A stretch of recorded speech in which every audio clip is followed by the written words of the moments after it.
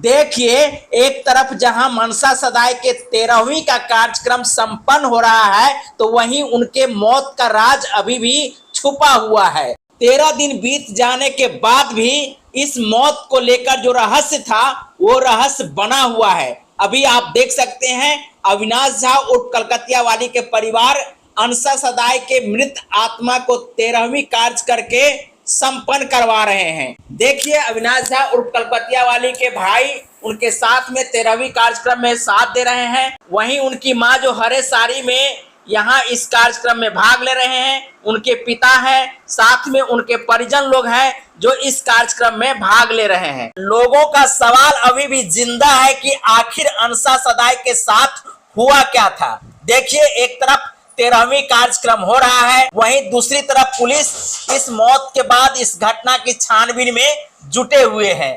मैथिली हास्य कलाकार मनसा सदाई की रहस्यमय तरीके से मौत हुई थी। मौत होने के बाद देखिए किस प्रकार से जो है ये पर्दा अभी भी, ये गुत्थी जो है अभी भी अनसुलझी बनी हुई है।